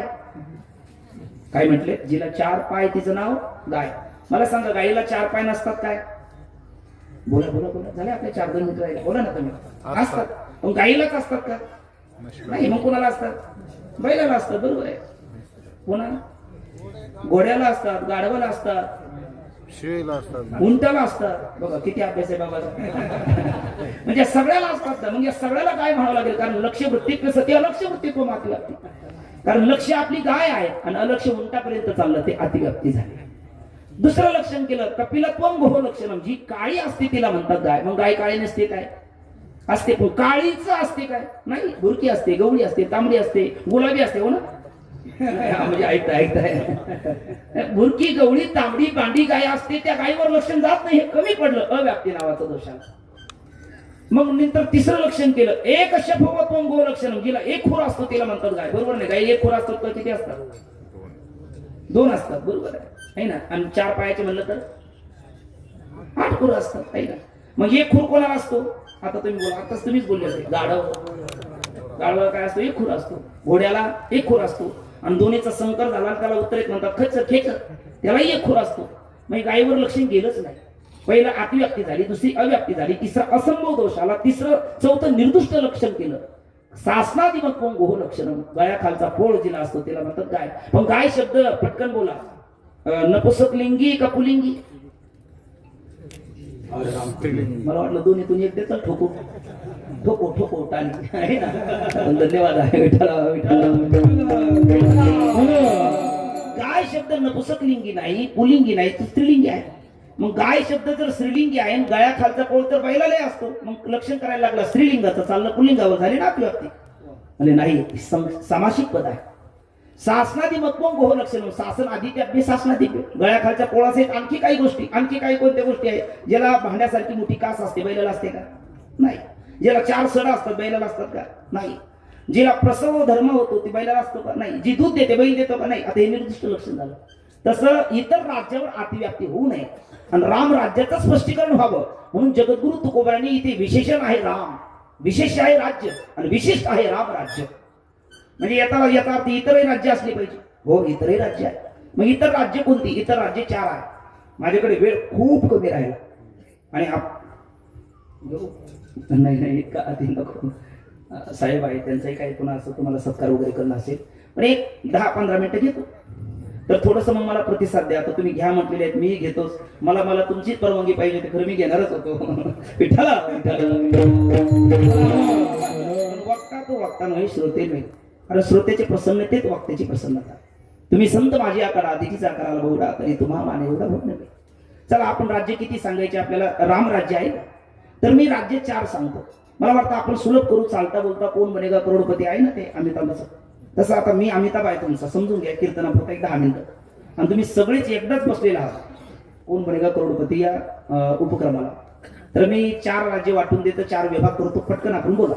तर पहिलं राज्य आमची ही इकडली सर्व टाळकरी, दुसरं राज्य ही सगळी इकडली म्हणजे वारकरी, तिसरं राज्य हे आमच्या सगळ्या माता भगिनी, आणि चौथं राज्य ही इकडले टाळकरी. पटकन आपण चालूया, चालेल ना? थोडंसं आपल्या खेळीमेळी आनंद नाही. चला, पहिलं राज्य आहे काम राज्य, तुम्ही ध्यानात ठेवा. दुसरं आहे ज्ञान राज्य, तुम्ही ध्यानात घ्या. तिसरं आहे माता वर्ग स्वराज्य आणि चौथं आहे राम राज्य. चला पटकन बोला. पहिलं राज्य मोठ्याने बोला की माय बाबा. काम राज्य. आपला उभ्या माणसाचा आवाज आला तर बसलेली आवाज काढते. आपण उभेच आवाज नाही काढेल तर ते म्हणजे आम्हाला उभंच राहू देत नाही, आम्ही कशाला काढू असं होईल ना. चला, पहिलं राज्य काम राज्य, दुसरं राज्य ज्ञान राज्य, माता वर्ग, तिसरं राज्य स्वराज्य आणि चौथं राज्य राम राज्य. आता पहिल्या फेरीमध्ये आपण सगळे टिकून आहोत, बघू आता. तर आता दुसरी फेरी आहे. काम राज्यामध्ये जगणारा कोण, ते उत्तर तुम्ही ध्यानात ठेवायचं. पामर विषयी. ज्ञान राज्यात जगणारा जिज्ञासू मुमुक्षु माता वर्ग, स्वराज्यात जगणारा देशभक्त राष्ट्रभक्त आणि राम राज्यात जगणारा संत भगवत भक्त. चला, पहिलं राज्य काम राज्य, त्याच्यात जगणारा पामर विषयी जय हो, हे दुसऱ्या फेरीत टिकून आहे. दुसरं राज्य ज्ञान राज्य, ज्ञान राज्यात जगणारा जिज्ञासू मुमुक्षु जय हो, आपणही टिकून आहात. तिसरं राज्य माता वर्ग शिवाजी महाराज. नाही, पण तिसरं राज्य अगोदर सांगायला स्वराज्य. छान छान. आणि त्याच्यात जगणारे छत्रपती संभाजी राजे, शिवाजी राजे, भगतसिंग, सुखदेव, राजगुरू, सगळी देशभक्त. हे कोणतं राज्य आहे? त्यांचं स्वराज्य. आणि आजच्या अभंगात सांगितलेलं चौथं राज्य राम राज्य, त्यात जगणारा संत भगवत भक्त. आपण दुसऱ्या फेरीत टिकून आहोत. पण पहिलं राज्य काम राज्य, त्यात जगणारा पामर विषयी कोण? उदाहरण द्या. तर तुम्ही ध्यानात ठेवा, रावण. उदाहरण कोण आहे त्याचं? रावण. म्हणजे मी तुम्हाला रावण म्हटलं असं चुकून गैरसमज करू नका, शक्यच नाही. तुम्ही सगळे राम आहात, सगळे राम राम राम पण आहे ना. मग पण त्याचं उदाहरण कोण? काम राज्यात जगणारा उत्तर आहे रावण. दुसरं राज्य म्हटलं आपण ज्ञान राज्य, त्याच्यात जगणारा जिज्ञासू मुमुक्षु, त्याचं उदाहरण तुम्ही ध्यानात ठेवा विभीषण. तिसरं राज्य स्वराज्य माता वर्ग, त्याच्यात जगणारा देशभक्त राष्ट्रभक्त, त्याचं उदाहरण म्हटलं आपण हे छत्रपती शंभूराजे किंवा शिवाजी राजे किंवा भगतसिंग, सुखदेव, राजगुरू, जे या मातृभूमीला स्वातंत्र्य मिळण्याकरता आनंदाने फासावरती गेले. आणि चौथं राज्य म्हटलं आपण राम राज्य, त्याच्यात जगणारा संत भगवत भक्त, आणि त्याचं उदाहरण शबरी आणि हनुमंत. त्याचे उदाहरण काय? शबरी आणि हनुमंत. म्हणजे साधारण तिसरी फेरी झाली. पण मग तिसऱ्या राज्यात कोण म्हटलं? उदाहरण काय? रावण. तुमचं उदाहरण विभीषण, त्यांचं उदाहरण देशभक्त, आणि आपलं उदाहरण शबरी आणि हनुमंत. पण मग ही सगळी मंडळी त्या त्या राज्यात जगतात. नाही प्रतिज्ञा मात्र वस्तुसिद्धी किंतु लक्षणा प्रमाणाभ्याम, वस्तुसिद्धी सिद्ध करून द्या. सिद्ध करून दिलं पाहिजे की नाही? यत्र यत्र धुमा तत्र तत्र वन्नी. मग डोंगरावरचा आपल्याला धूम दिसला का वन्नी दिसला? धूम दिसला, वन्नी नाही दिसला. पण धुमाच्या प्रत्यक्ष वर्ण वन्नीची अनुमती होते. कारण प्रत्यक्ष योगी होतो आणि पक्षभिन्न दृष्टांत असेल की अनुमान प्रमाणाची सिद्धी करता येते. तसं या ठिकाणी पहिला जो रावण काम राज्यात जगतो असं आपण बोललो, विभीषण ज्ञान राज्यात जगतो, देशभक्त स्वराज्यात जगतात, आणि शबरी हनुमंत किंवा त्यांचे पाईक राम राज्यात जगतात. का असं म्हणतात असं जर आपण बोलाल तर आपण सिद्ध करू. एक मिनिटामध्ये रावण काम राज्यात जगतो का म्हणायचं असं? बायकांना तुम्हाला माहिती का रावणाला बायका किती? कोणाला ते म्हणतात नाही महाराज आम्हाला काही त्रास देऊ नका. हा बरोबर कोणतरी बोललो बाबा आपल्या इथे 80,000 बायका आहे. किती बायका आहे? अरे बाबा, एकटा जर विधानसभेला उभा राहिला असता, अण्णा माझ्याकडे बघा मी तुम्हाला सोडणार नाही. अण्णा काय ते एवढ्या प्रेमाने आले ना माझ्या समोर बसल्याच्या नंतर मग समोरच्या श्रोत्याने माझ्याकडे लक्ष दिलं पाहिजे, कारण नाही ते यशोर दरोडा नको. तर अण्णा मी तुम्हाला विचारतो, रावण काम राज्यात जगतो, 80,000 पत्नी आहे की नाही रावणाला? 80,000 पत्नी असताना जर रावण पाप वाचल्याने परस्त्रीकडे पाहत असेल तर त्याला कोणत्या राज्यात जगलं म्हटलं पाहिजे? काम राज्यात जगतो म्हटलं पाहिजे. ऐका, एक गोड सुभाषित आहे, क्षुधा तुरानाम रुचिर्ना वेला, विद्या तुरानाम सुखम ना निद्रा. आणखी आठव, क्षुधा तुरानाम रुचिर्ना वेला, विद्या तुरानाम सुखम ना निद्रा, हा अर्था तुरानाम ना गुरु ना बंधू. आणि त्याचं शेवटचं वचन आहे, कामातुरा नाम ना भयम ना राजा. जो कामातुर असतो त्याला भीती वाटत नाही आणि लाज वाटत नाही. रावणाला भीती नाही आणि लाज नाही. आपला अंतकाळ पुढे दिसेल याची त्याला भीती नाही आणि लाज लज्जा शरम त्याला माहिती नाही. खरं सांगा, आपली सून म्हणजे साक्षात कोण असते? आपली कन्याच आहे ना. आणि त्याचा बंधू कुबेर, त्याचा पुत्र नल कुबेर, त्याची सून म्हणजे त्याची पत्नी कुबेराची सून, अर्थात याची सून, तिचं नाव पुंज असताना तिच्यावर याने अतिप्रसंग केले. ती ब्रह्मदेवाकडे गेली, म्हटले तुमच्या तो पंतू त्याला जरा समजून सांगा. ब्रह्मदेवाने तात्काळ रावणाला तात्तेची मिटिंग घेतली, बोलून घेतलं. म्हटलं हे बघ रावणा, इथून पुढे परस्त्रीच्या इच्छेच्या विरुद्ध जर अतिप्रसंग करण्याचा प्रसंग केलास तर तुझ्या मस्तकाचे 1000 तुकडे होतील, तात्काळ तुला अंतकाळ उडेल. काही लोक रावणाला चांगला ठरवण्याचा हल्ली प्रयत्न करतात. हा मूर्खपणा आहे. जी वाईट आहे त्याला वाईटच म्हटलं पाहिजे, चांगला आहे तो चांगलाच म्हटला पाहिजे. रावण आहे बरोबर नाही कोण म्हणतं, पण ज्या बाबतीत चुकला ते चुकच म्हटलं पाहिजे आणि ज्या बाबतीत बरोबर आहे ते बरोबर म्हटलं पाहिजे. काही म्हणतात रावणाने जानकी सीतेला नेलं, हरण केलं. एकाला मी हरण केलं म्हटल्याच्या नंतर तो म्हटलं मग बाई कधी केली? म्हणजे जे हसले त्यांनाच कळालं, अजून बऱ्याच चिठ्ठीपच केली ना. म्हटलं हरण केलं म्हणजे बाबा पळून गेलो. तो म्हटलं असं असं मला वाटलं हरणच केलं ते. मग रावणाने सीतेचं हरण केलं, पण त्यांनी सीतेला अशोक वाटिकेमध्ये नेऊन ठेवली, पण तिच्यावर त्यांनी अतिप्रसंग नाही केला. रावण सज्जन आहे, हा वेडेपणा आहे. त्याला जर तिथे काय पूजा करता नेली नव्हती जानकी मातेला, त्याची तीव्र इच्छा होती, पण ब्रह्मदेवाचा शाप पुढे मृत्यू दिसत होता. मला सांगा, 4 दिवसापूर्वी म्हणजे आता काही दिवसापूर्वी कोरोना आला. बऱ्याच लोकांना ढाबा आवडत नव्हता, पण ती जात नव्हती जात, घरामध्ये वर्षभर राहिली, गेली नाही का? ढाबा आवडत नव्हता म्हणून नाही, मृत्यू समोर दिसत होता मला. तसा रावणाने अतिप्रसंग केला नाही म्हणजे तो सज्जन होता म्हणून नाही, त्याला समोर मृत्यू दिसत होता म्हणून. आणि मृत्यू दिसत असल्यामुळे रावणाने अतिप्रसंग केला नाही, नाहीतर तेवढ्यालाही त्यांनी माघार घेतली नसती. सुनेवर करतो तर इथं किती दूर आहे. पण मग असा असणारा रावण 80,000 पत्नी असताना वाईट भावनेने जानकी सीते मातेकडे पाहतो. म्हणून रावण कोणत्या राज्यात जगतो म्हटलं पाहिजे? काम राज्यात जगतो. कोणत्या राज्यात जगतो? काम राज्यात जगतो. पण दुसरा विभीषण होता ना. विभीषण कोणत्या राज्यात जगतो? उत्तर आहे विभीषण ज्ञान राज्यात जगतो. तुम्हाला माहिती आहे विभीषण कोणाचा भाऊ? हा रावणाचा भाऊ. पण रावणाला त्याने समजून सांगितलं की बाबा परस्त्रीचा काय आहे, आपला भारत देश आहे ना, तर परावी आणि रखुमाई समान तुकोबरा म्हणतात. मातृदेव भव वेद म्हणतो. आणि आपल्या भारतीय संस्कृतीमध्ये स्त्रीला साक्षात देवता वेदाने सांगितलेला आहे, आणि परस्त्री तर माताच आहे. रावणाला विभीषण सांगतो, रावण ऐकत नाही, त्याच्या कमरेत लाथ घालतो. विभीषणाने विचार केला आता इथे राहण्यात अर्थ नाही. विभीषण 4 प्रधानाला घेतला आणि रामरायाकडे आला. 4 प्रधान घेणं म्हणजे वेदांताच्या भाषेमध्ये विवेक, वैराग्य, समाधी, षटक आणि मोक्षत्व यांनी संपन्न होऊन रामाकडे येणं. कारण रामरूपी ज्ञानाची प्राप्ती साधन चतुष्टी झाल्याशिवाय होत नाही. पण रामाने तातडीची मीटिंग घेतली. बोला म्हटले, तो आला काय करावं? सगळ्यांनी सांगितलं वैऱ्याचा भाऊ आहे, सर्पाला किती दूध पाजलं तो फणा उघडल्याशिवाय राहत नाही. वैऱ्याचा भाऊ आहे, त्याला संपवावं. नंतर हनुमंताला विचारलं, देवा स्वीकार करा. देवाने लगेच अभिषेकच केला, लंकाच देऊन टाकली. म्हटले आम्ही स्वीकार करा. म्हटलं इतकं नाही. म्हटले तुम्ही स्वीकार करा. म्हटलं मी तेवढंच केलं तर विटेवरी ज्याची पावले समान तोच एक दान शूर जाता. हे तुकोबराच्या वचनाला की गरीबाला कमीपणा येईल. दिलं राज्य, पण म्हटले देवा आज जर उद्या तो रावण शरण आला तर काय करणार? प्रभू रामचंद्र म्हणतात आयो बिभीषण शरण कियो लंका दान, यदि आयो रावण शरण तर करूंगा अयोध्या दान. आणि मी अखंड वनवासी राहील तो राम. म्हणून राम म्हणजे साकारलेलं ज्ञान आहे आणि त्याचा स्वीकार करणार बिभीषण, म्हणून तो ज्ञान राज्य जगतो.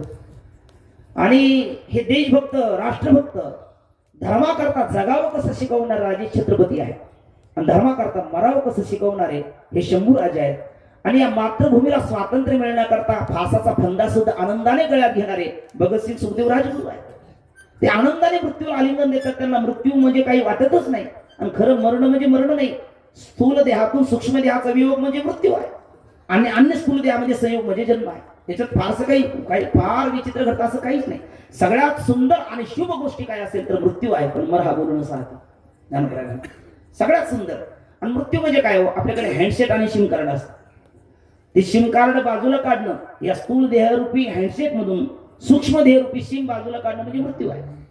आणि कर्मानुरूप अन्य स्थूल देहामध्ये टाकणं म्हणजे जन्म आहे. एवढंच काय ते. पण मग हे जन्म मृत्यूचं कोडं उलगडलं नाही की मग मनुष्याला त्याची भीती वाटते. विठाला विठाला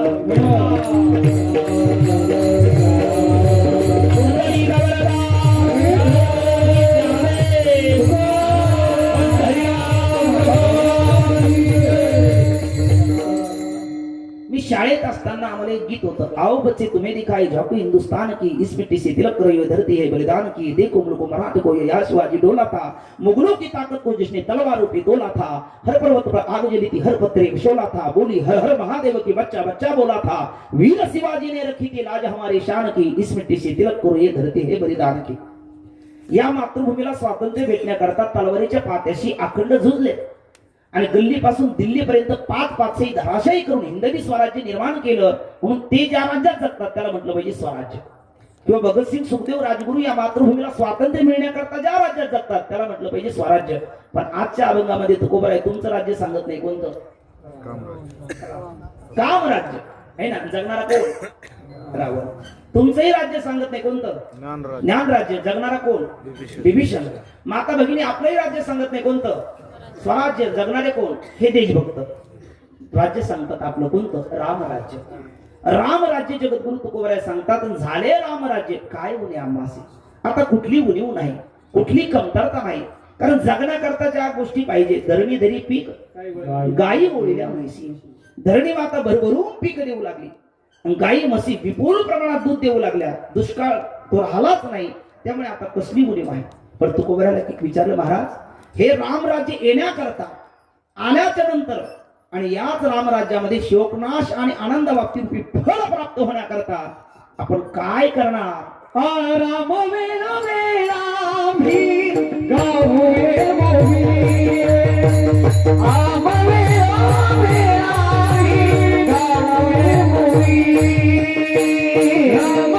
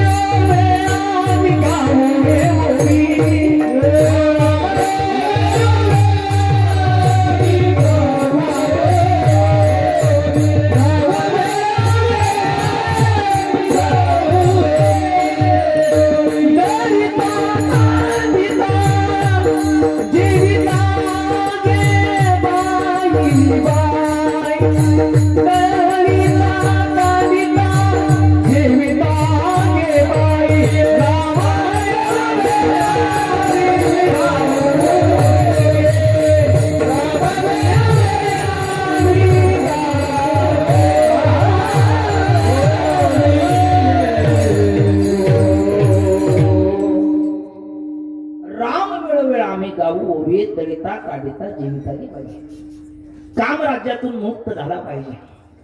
काम राज्यातून मुक्त होण्याकरता तो स्वराज्यात आला पाहिजे आणि स्वराज्यात येऊन तो ज्ञान राज्यात आला पाहिजे आणि ज्ञान राज्यात आल्याच्या नंतर अभिमानाचा त्याग करून तो राम राज्यात गेला पाहिजे.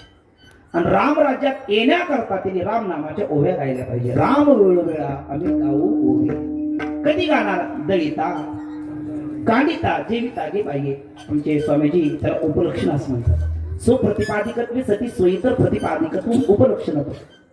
हे उपलक्षणाने दाखला दिलेला आहे. याचा अर्थ प्रत्येक काम करत असताना शरीराला काम, वाणीला परमात्म्याचं नाव. कामामध्ये काम काही म्हणा राम राम.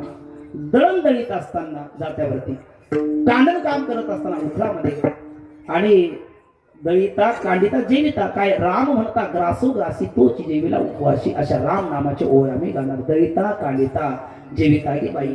याचा अर्थ राम राज्यामध्ये येण्याकरता, राम राज्य आल्याच्या नंतर सुख भोगण्याकरता आपल्याला एक प्रकारचं राम नामाचं भूत लागलं पाहिजे. विठ्ठल विठ्ठल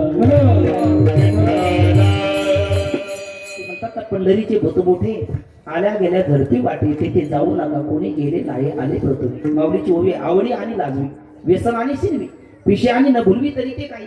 राम नामाचं भूत लागलं पाहिजे. याचा अर्थ भूताचा प्रताप असा असतो की जे भूत लागलं ना मनुष्य त्याला वशीभूत होऊन आपलं स्वतःच राहत नाही, त्याचा तो होऊन जातो, त्याच्याच पद्धतीने वर्तन करतो.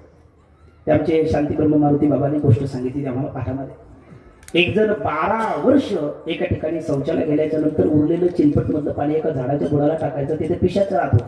ते एकदम प्रसन्न झालं. ते फरवड्या दाताचं, बसक्या नाकाचं, झिपऱ्या केसाचं, काळं गोबीनं 11 मित्र ते आपासून पुढे लागल्याच्या नंतर एक इंडिकेटर लागलं. हे घाबरलं. तो म्हटलं घाबरू नकोस, वरून म्हणून मी प्रसन्न आहे.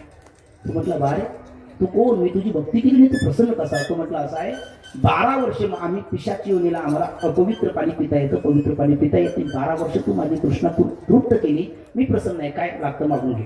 तो म्हटला रामनवमी आहे, रामाची भेट घालून देतोस. तेवढं पिशाच म्हटलं तेवढं सोडून बोला.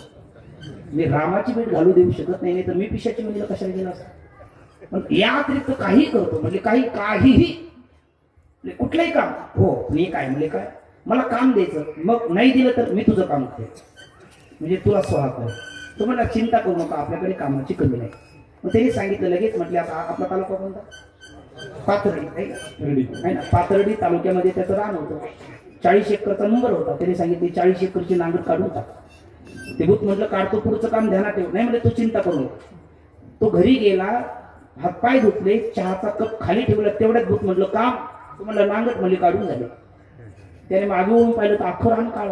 तो म्हणलं मग पाथर्डी तालुका संपला, अहिल्यानगर जिल्हा. त्याला काय अहिल्यानगर जिल्हा म्हटल्याच्या नंतर दुपारी तू झोपेतून उठला, भूत तिथे हजर.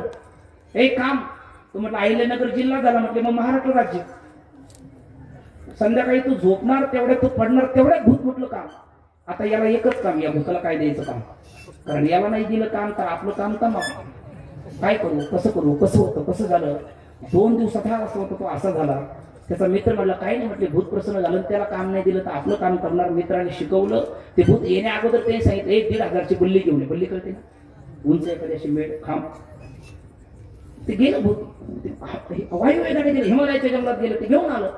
मित्रांनी सांगून ठेवलं तर आल्याला सांगितलं आता ते काय कर, वरची जी 500 ते खाली जमिनीत गाड, 1000 वर ठेव, आणि उरलेल्या वेळेत वर जायचं आणि खाली यायचं, वर जायचं खाली यायचं, हे काम करत राहायचं.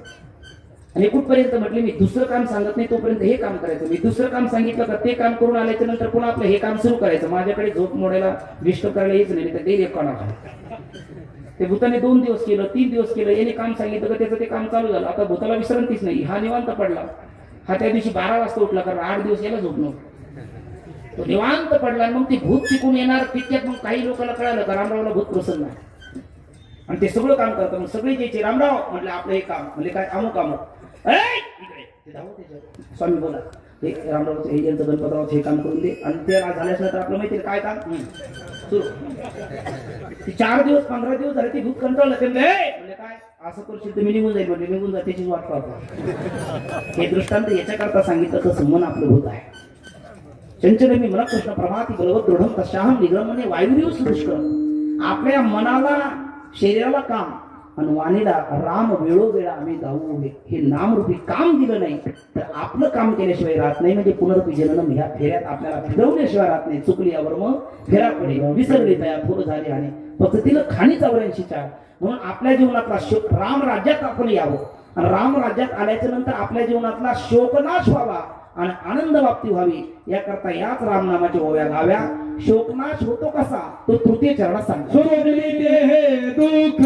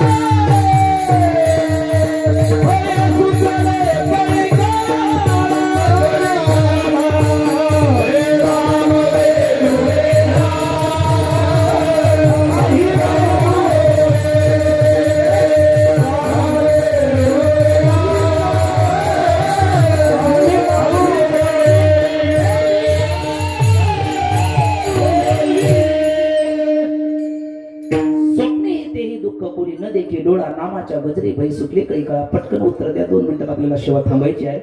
मी जर आपल्याला विचारलं स्वप्न खोटं की स्वप्न खरं असतं, काय उत्तर देणार? स्वप्न खोटं असतं की खरं असतं? तुकोबराय राजा हरिश्चंद्र डोळ्यासमोर आणू नका, ते अपवादात्मक गोष्टी आहेत. आपलं सामान्याचं स्वप्न मी विचारतो, आपल्याला स्वप्न खोटं असतं की खरं असतं? खोटं असतं. बरं, आपल्याला स्वप्नात स्वप्न वाटतं का? स्वप्नात स्वप्न वाटतं का? नाही. स्वप्नात स्वप्न खरं वाटतं. मग स्वप्नात स्वप्न वाटलं नाही, स्वप्नात स्वप्न खरं वाटलं तरी, स्वप्नात स्वप्न जरी खरं वाटलं तरी स्वप्न नसतं. तुम्ही असे ठप्प होऊ नका. आपल्याला स्वप्नात स्वप्न वाटत नाही, बरोबर. पण स्वप्नात स्वप्न वाटलं नाही तरी स्वप्न नाही आहे. पण मग स्वप्न वाटण्याकरता काय करावं लागतं? झोपावं लागतं. नाही, स्वप्न पडण्याकरता झोपावं लागतं.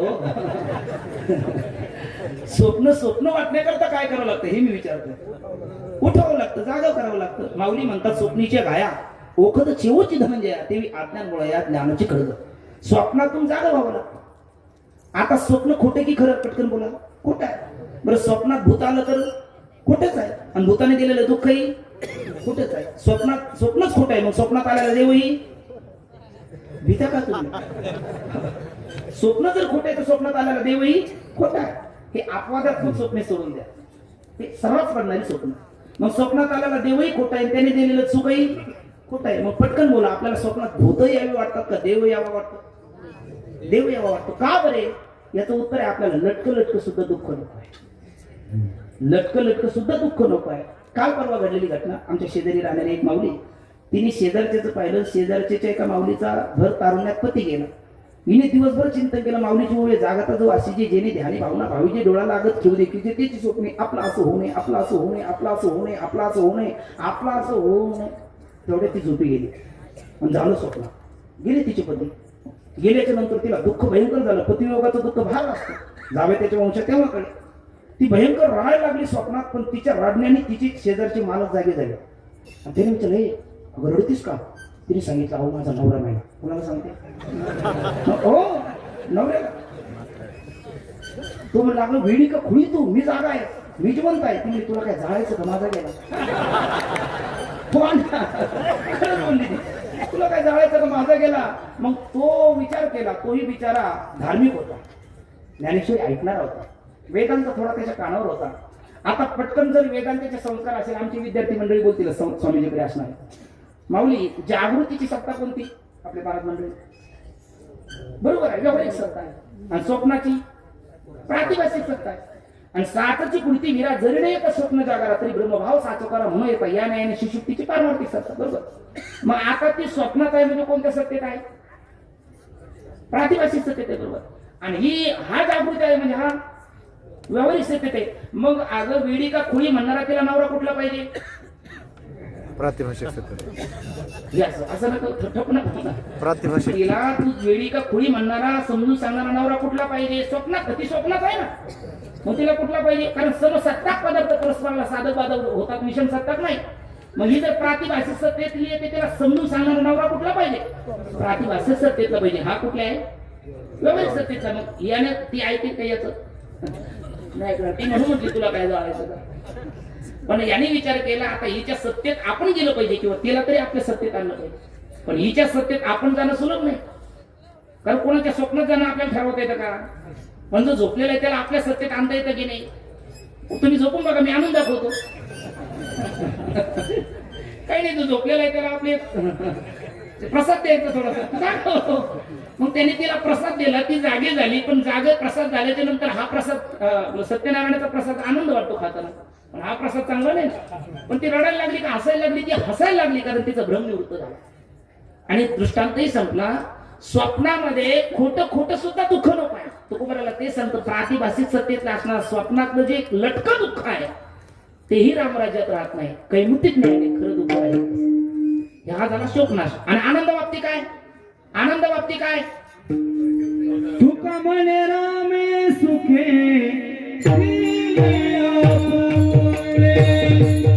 तुका म्हणे रामे सुखे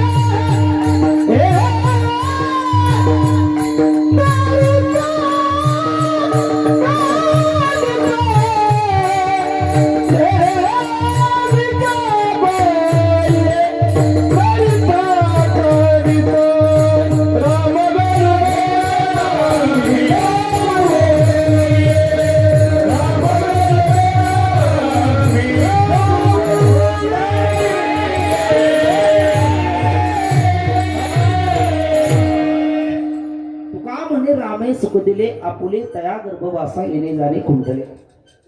एक प्रकरण ग्रंथ आपल्या महाराष्ट्रामध्ये प्रसिद्ध म्हणजे विचारसागर, त्यामध्ये चिदाभासाच्या 7 अवस्था आहे आणि प्रश्न आहे मी ब्रह्म असं ज्ञान कुणाला होतं. त्याच्यामध्ये चैतन्य मी राधिष्ठानम लिंगदेयचे पुन्हाचे 4 लिंग देहस्था तत्समूह जीव होते असं पंचदशीमध्ये प्रसिद्ध श्लोक आहे.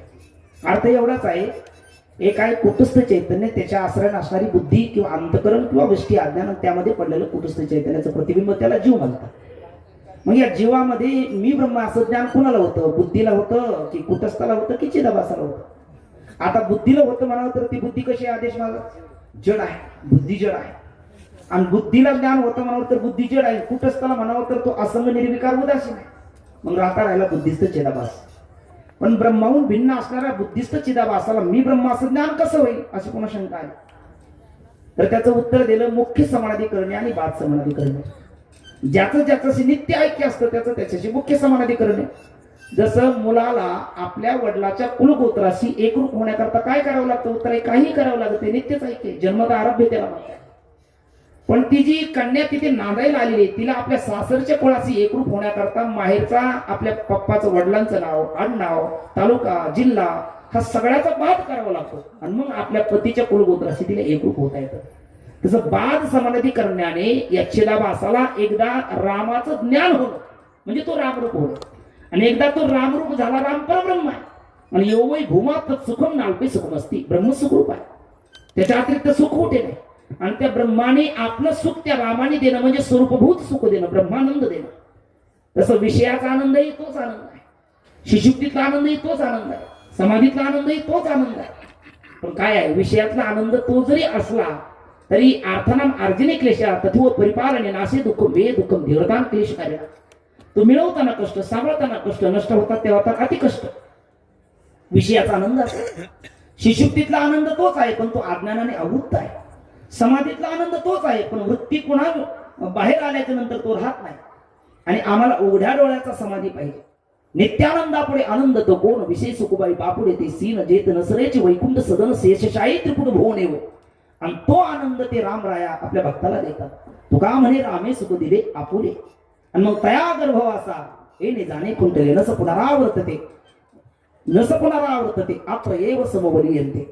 त्याला नाही आम्हाची आवे बाळावे लागत आहो अखंडित जैसे तैसे अशी स्थिती प्राप्त होते. काही नाही, अगदी सोप्या या 4 चरणाच्या अभंगामध्ये 3च गोष्टी सांगितल्या आणि त्या 1 मिनिटात.